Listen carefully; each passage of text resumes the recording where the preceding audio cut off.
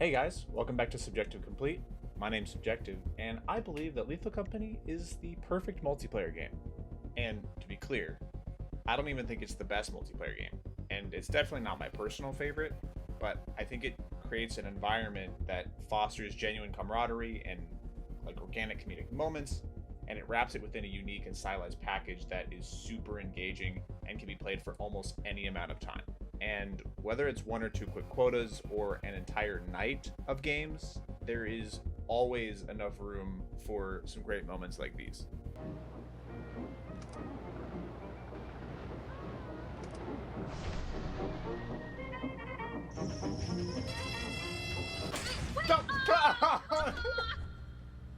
Oh, I'm so Hey, sorry. Nico. There's one more walking that needs to be done. Look on the bright side. Okay, I will. Oh! Remy? I think Remy got spot. Remy, run! No! I know, that's why it's so funny. Oh no wait, Wanji did die.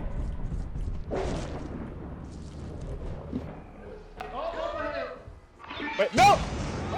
Fuck. If you hear like a whistling sound, that means it's like just above you and should back up.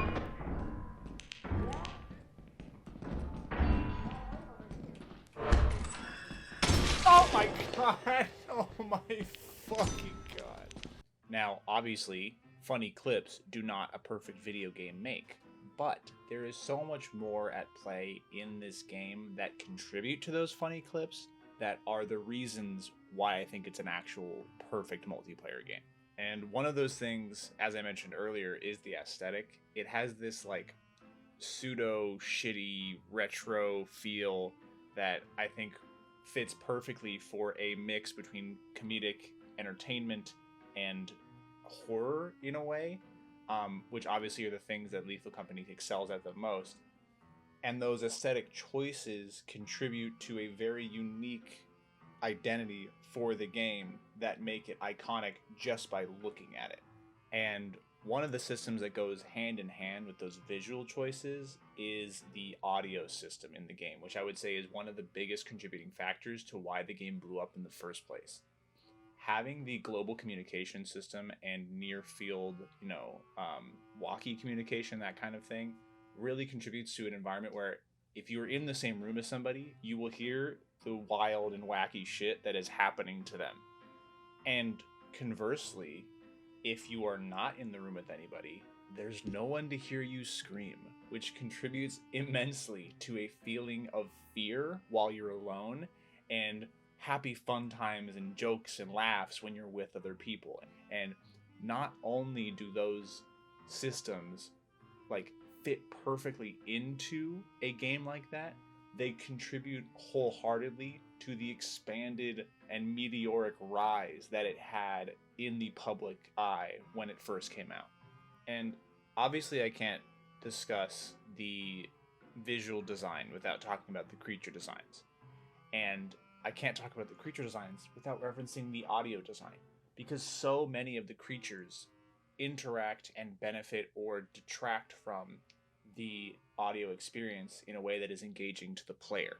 For example, the eyeless dogs, one of the most iconic enemies in the game for a reason, because they directly interact with the player, not just the character in the game. And they directly interact with your physical keyboard if it's too loud, or if somebody in your house is making noise while you're playing, or if you just want to be chaotic and blow a clown horn while there's some dogs outside. You can interact with a physical object in the game with your own choices. It's not like on a specific path. It doesn't do things specifically in a way that you can predict 100%. You have actual real life control over some of the systems in the game, and they interact with you, the player, which is so interesting because it just works.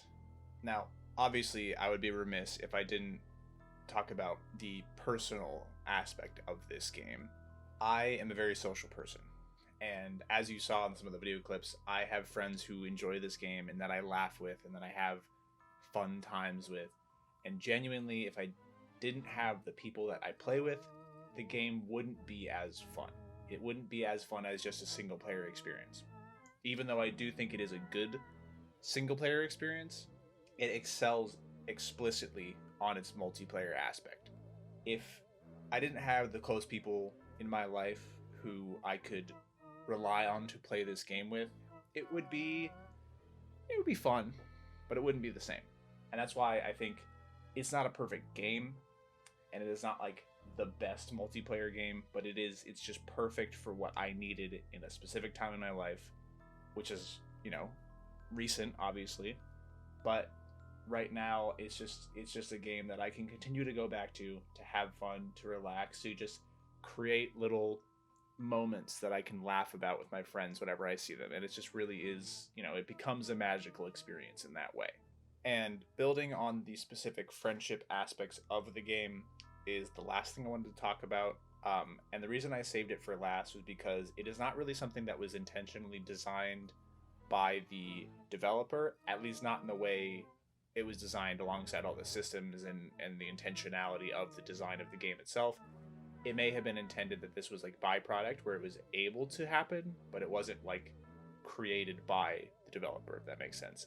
And that is the modding scene for this game, which I would say is almost the reason why it is still popular to this day, is because you're able to add additional features to it. You're able to improve some of the multiplayer jankiness. You're able to improve or change some of the systems to fit how you play. And I have different friend groups who play the game for different reasons, and I can get more access to the game basically through those friend groups who play it a different way. And it has given much more accessibility to the game. People who want to change certain elements of the game, who want to have a different visual experience or a different, thematic experience or a different audio experience, they can have that. And I think for this game specifically, having additional content or having additional features or different accessibility options is really beneficial, and it has made the longevity of the game increased over time, which I think is really, really good. I usually am not a super big modded person for a lot of games, which is interesting for me because this game, I would say I almost exclusively play modded. And the reason is because I think a lot of the mods don't intrude on the core experience itself, which is a lot to do with the actual core mechanics of the game. Again, and I have to reiterate it. If a game is so solid that adding additional components to it essentially keep it the same with just extra stuff, it's essentially like almost community updates to the game. It's not even really just modding, it's enhancing, it's community outreach, that kind of stuff, And it really is special in that way for me specifically because, again, I don't really enjoy mods all that much. Like, I think they're fun and cool for certain things, but I'd much rather play a game the way the developer intended. And this game is so solid to its core that it's hard to play it any other way than how the developer intended it, for me at least. Like, I think there's so many things that you can do in this game that change the systems, but at the core, the game's the same. And that really just is a testament to how solid the concept is. All in all, I would say that Lethal Company is one of the highlights of my multiplayer experience in the last few years. And I play a lot of multiplayer games. I play Super Smash Brothers, I play 2D fighting games, I play first-person shooters like Valorant, Team Fortress 2, I play Minecraft, I play so many games. And this game specifically has contributed in such a big way to how I view multiplayer games going forward, because realistically, it has added an additional layer of appreciation for the social aspect of these games. I'm a very competitive person, and I like the feeling that I get from winning games in Valorant or beating other people in fighting games. Like, I get enjoyment from that, just from testing my skills and showing what I'm made of, right? In Lethal Company, there's none of that. Like, sure, I can show off my skills with certain parkour jumps, be like, look at me, I did this thing. But that's not what the game's about to me. It's about the fun that I'm having with my friends and the fun that I am having and creating for others around me. And that has influenced a lot of the way that I played other multiplayer games recently, and I think honestly it'll be something that impacts me kind of forever. And that's why, even though it may not be anyone's favorite or even my favorite, it is and always will be the perfect multiplayer game for me. Well, if you made it through the rest of this video, congratulations, you did it.